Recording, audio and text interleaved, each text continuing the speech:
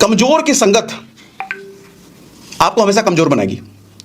कमजोर इंसान की संगत में अगर आप हो तो कभी पावरफुल नहीं बन सकते। कमजोर इंसान की अगर आप संगत में हो तो कभी तेज आपका बाहर नहीं आ सकता। टेम्परेचर का खेल होता है, तापमान का खेल होता है। एक बाल्टी पानी में 10 बर्फ के टुकड़े डाल दो, छोटे छोटे, फ्रिज से निकाल करके। एक बाल्टी गर्म पानी में फ्रिज से निकाल के 10 छोटे छोटे बर्फ के टुकड़े डाल दो, क्या होगा? वो बर्फ के टुकड़े पिघल जाएंगे। लेकिन वही पानी, एक बाउल हो, छोटा सा बाउल, और उसमें आपने, वही गर्म पानी है, उसमें आपने 10, 15, 20 बर्फ के टुकड़े डाले, वो गर्म पानी नॉर्मल हो जाएगा। नॉर्मल होने के बाद वो ठंडा हो जाएगा। समझ रहे हो खेल? खेल ये है कि जिसमें ज्यादा शक्ति है वो उसकी तरह बन जाता है। और ये जो कमजोर लोग होते हैं, इनके पास वो स्ट्रेटजी होती है कि मजबूत आदमी उस स्ट्रेटजी को कई बार समझ नहीं पाता है और कमजोर की लपेट में आकर के बर्बाद हो जाता है अपने आप को। अब सुनो, लेसन आपको समझाता हूं स्टोरी के माध्यम से।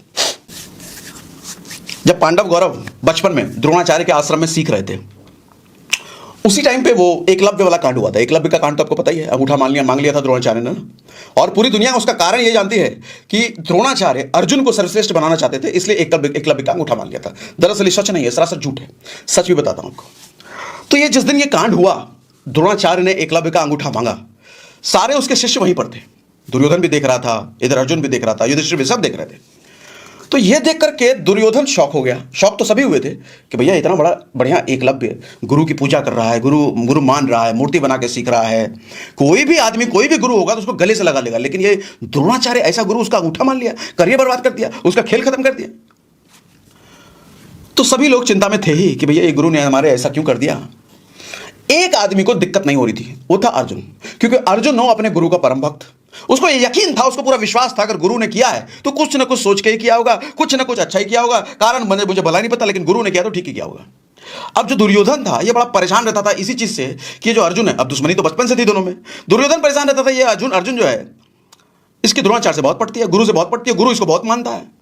और दुर्योधन चाहता था कि ये ऐसा ना हो, अर्जुन बर्बाद हो जाए, पिट जाए। अब दुर्योधन कमजोर था अर्जुन से, धनुर्विद्या में भी, बुद्धि में भी, बल में भी अर्जुन से हर चीज में कमजोर था। तो अर्जुन से लड़ ना सके, अर्जुन को सीधा सीधा परास्त ना कर सके, अर्जुन को धनुर्विद्या में वो चैलेंज ना कर सके, तो करे क्या? कमजोर था वो, तो करे क्या? अब समझो ध्यान से मैं जो कह रहा हूं, कमजोर आदमी की स्ट्रैटेजी होती है। ध्यान समझो जो कह रहा हूं, कमजोर आदमी को मजबूत आदमी को हराने की स्ट्रैटेजी होती है, मजबूत आदमी को अपनों से अलग कर दो। मजबूत आदमी की मजबूती उसके अपनों के साथ में होती है। अगर उस मजबूत आदमी को आपने अपने अपनों से अलग कर दिया ना सर, वो मजबूत आदमी टूट जाएगा। मजबूत और गुणी इंसान को कमजोर करने का एक ही तरीका है, उसको अपने अपनों से अलग कर दो, उसकी ताकत कमजोर पड़ जाएगी। दुर्योधन चूंकि बचपन से शकुनी के साथ रहा था, तो कूटनीति उसको अच्छे से आता था, उसको समझ में आ गया भैया ये ताकतवर आदमी है अर्जुन। तो एक काम करता हूँ, द्रोणाचार्य से बहुत पड़ता है ना इसका, इसी से अलग करवा देता हूँ। गया अर्जुन के पास, कान भरना शुरू कर दिया कि अरे देखा भैया कैसे गुरु हैं, अंगूठा मांग लिया उसका। तुमको सर्वश्रेष्ठ बनाने के लिए, अर्जुन को बोल रहा है दुर्योधन, तुमको सर्वश्रेष्ठ बनाने के लिए अंगूठा मांग लिया। आज उसने उसका अंगूठा मांगा है तुमको सर्वश्रेष्ठ बनाने के लिए, कल क्या पता कोई और मिल जाए तुम्हारा अंगूठा मांग ले। कोई भरोसा नहीं है इस गुरु का, ये गुरु गड़बड़ है। तो शुरुआत में तो अर्जुन नहीं मांग रहा था, लेकिन बार बार सुनते सुनते सुनते कान में जा रही है बात, अर्जुन दुर्योधन बोले जा रहा। तो अर्जुन को भी लग गया हाँ कुछ बात में तो सच्चाई है, गुरु गड़बड़ है। हालांकि अर्जुन में इतनी बुद्धि थी, इतना संयम था, वो पूरी तरीके से अपना आपा नहीं खोया ये सुन के। ऐसा गुरु के सामने फैल नहीं गया, तुमने ऐसा कैसे कर दिया। वो रोते हुए गुरु के पास गया, गुरु को यही बोला कि मुझे नहीं समझ आ रहा भैया कि आपने ऐसा क्यों किया, मैं समझना चाहता हूं इसका कारण। तब द्रोणाचार्य ने उसको कारण बताया कि देखो जो एकलव्य था ना, जिस राज्य से बिलोंग करता है, वो हस्तिनापुर का दुश्मन राज्य है। हस्तिनापुर कौन? जहां से ये कौरव पांडव बिलोंग करते थे, जहां से ये लोग धृतराष्ट्र भीष्म बिलोंग करते थे। तो हस्तिनापुर का वो दुश्मन राज्य है। और मैंने पितामह भीष्म से ये वचन दिया है उनको कि मैं किसी भी तरीके से आप लोगों को ऐसा तैयार करूंगा कि हस्तिनापुर का प्रोटेक्शन हो पाए। तो हस्तिनापुर को प्रोटेक्ट करने के लिए मुझे अपॉइंट किया गया है। मुझे जो फीस मिल रही है गुरु की ना, वो हस्तिनापुर को प्रोटेक्ट करने के लिए मिल रहा है। तो मैं कैसे किसी भी हाल में एक ऐसे बच्चे को अडॉप्ट कर लूं, एक ऐसे शिष्य को अडॉप्ट कर लूं, एक ऐसे शिष्य को शिक्षा दूं जो कि कल को हस्तिनापुर को बर्बाद करने वाला बनने वाला है। ये सोचकर मैंने उसका अंगूठा मांग लिया। तब अर्जुन को एहसास हुआ बाप रे बाप, ये अपना द्रोणाचार्य तो बहुत दूर की सोचता है, गजब आदमी है। तो तब उसकी इज्जत अपने द्रोणाचार्य के लिए और बढ़ गई, प्रेम और बढ़ गया। मैं क्या समझाना चाह रहा हूं, मोरल ऑफ द स्टोरी क्या है? आपकी संगत में आज जरूर होंगे कुछ लोग, या आज नहीं है तो कल को जरूर आएंगे कुछ लोग, जब दो भाइयों में लड़ाई होती है ना, आपने मोहल्ले में देखा होगा, मोहल्ले में, गांव में देखा होगा, जब दो भाइयों में लड़ाई होती है तो कुछ बदमाश पड़ोसी होता है ना, वो आता कंधे पे हाथ रखने के लिए, अरे रे रे तुम्हारे साथ बहुत गलत हो गया यार, एक काम करो, छोड़ो उसको, आओ मेरे घर चलो, खाना खिलाते हैं, आओ मटर पनीर बनाए मेरे घर में, चलो चलो चलो।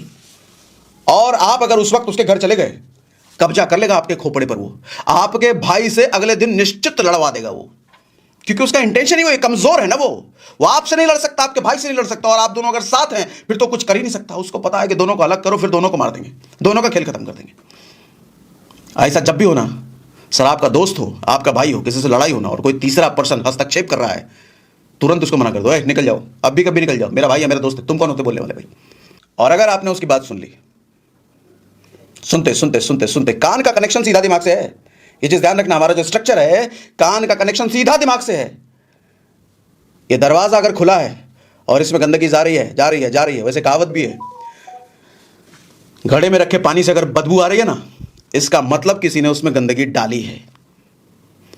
ये घड़ा है हमारा, इसमें जितनी गंदगी जाती रहेगी, जाती रहेगी, जाती रहेगी, यहां से बदबू आएगा, हमारे जुबान, हमारे शब्दों से बदबू आएगा, हमारे कैरेक्टर से बदबू आएगा, हमारे बिहेवियर से बदबू आएगा, अगर गंदगी को अंदर जाने दिया तो। ऐसे मामले पर ना सुनना ही नहीं है। कोई अगर कह रहा नहीं हमारा तो ये, उसको उसी वक्त बोलो भैया जूता खोल के मारेंगे, चुपचाप निकल जाओ यहां से, चुपचाप निकल जाओ यहां से।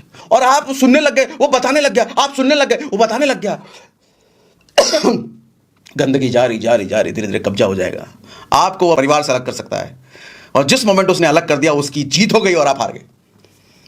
मजबूत आदमी की मजबूती इसी में है कि वो अपनों से साथ ना छूटे उसका। जिस दिन अपनों से साथ छूट गया, वो कोई भी कब्जा कर लेगा उस पर। अंग्रेज यही तो किया ना हिंदुस्तान पे। अंग्रेज जब आए थे, कैसे आए, एक कंपनी ईस्ट इंडिया कंपनी लेकर के आए, उन्होंने बोला हमें तो बस एक कंपनी खोलना है, ज्यादा कुछ है नहीं। उस कंपनी खोल करके पैर ऐसे पसारते चले गए, ऐसे पसारते चले गए, दुविधा ये हुई शुरुआत में 100 साल तक तो भारत को पता ही नहीं चला कि हम लोग गुलाम हैं। हाँ, पता ही नहीं चला गुलाम है, गुलाम हो चुके हैं हम लोग। 1857 में आपको पता होगा पहली बार विद्रोह हुआ था, मंगल पांडे ने किया था। तो 1757 नहीं, 1857 नहीं, 1757, मैं भूल गया डेट एग्जैक्टली। तो उस वक्त से बेसिकली वो एक मिशन शुरू हुआ कि अपने लोगों को अवेयर कराना है कि हम लोग गुलाम हैं, लोग मानने को तैयार नहीं हम गुलाम हैं। तो 50 साल तक वो चला, 1900 ईस्वी तक। फिर 1900 के बाद असल में जागरूकता आई लोगों के मन में, हाँ भैया हम गुलाम हैं, लड़ो। भगत सिंह, सुभाष, ये सब जब फील्ड में उतरे तो आजादी 200 साल में नहीं मिली है, आजादी मिली है आखिरी के 50 साल में, क्योंकि 100 साल तक तो पता ही नहीं था गुलाम है। 50 साल तो निकल गए समझाने में, कन्विंस करने में लोगों को। क्या किया था अंग्रेजों ने? तोड़ दिया था, सबको तोड़ दिया था, बांट दिया था। मजबूत था भारत देश, मजबूत, सब लोग एकजुट, भाई भाई का प्रेम है, यहाँ पे सोने की चिड़िया है, इतना धन है, इतनी संपत्ति है, क्या करो, तोड़ो सबको, पहले तोड़ दिया, उसके बाद घुस के खेलो ना, मारो, एक एक करके मारो सबको। कई लोग ऐसे टकराएंगे, सुनना नहीं है, सुन लिया ना बर्बाद कर देगा वो। मेरी बात से एग्री करते हो? चैट पे मुझे लिख के बताओ अग्री, चैट पे लिख के बताओ अग्री।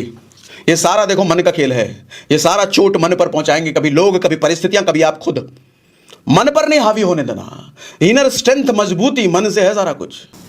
अपने से कमजोर लोगों से दोस्ती नहीं करने का, कभी भी, कभी भी नहीं। जलन की भावना होने लग जाएगी उनमें, और वो जलन की भावना कौन सा षड्यंत्र उनसे करवाएगी आपको समझ भी नहीं आएगा, कभी नहीं। गुरु पर कभी शक नहीं करने का, बुरे लोगों की बात किसी भी हाल में सुनना ही नहीं है, मानना तो छोड़ो दूर, उनसे डिस्कशन तो छोड़ो, कभी सुनना ही नहीं है। सुनते सुनते कब आप चपोट में आ जाओगे आपको पता नहीं चलेगा। दोस्तों, आज की वीडियो में सागर सिन्हा सर ने हमें बताया है कि कमजोर आदमी का साथ कैसे आपको बर्बाद कर सकता है। जिंदगी में हम कई बार ऐसे लोगों से दोस्ती कर लेते हैं जो बाहर से बहुत सीधे साधे लगते हैं, लेकिन अंदर से कमजोर होते हैं। कमजोर सिर्फ शरीर से नहीं, बल्कि सोच से, इरादों से और हिम्मत से भी होते हैं।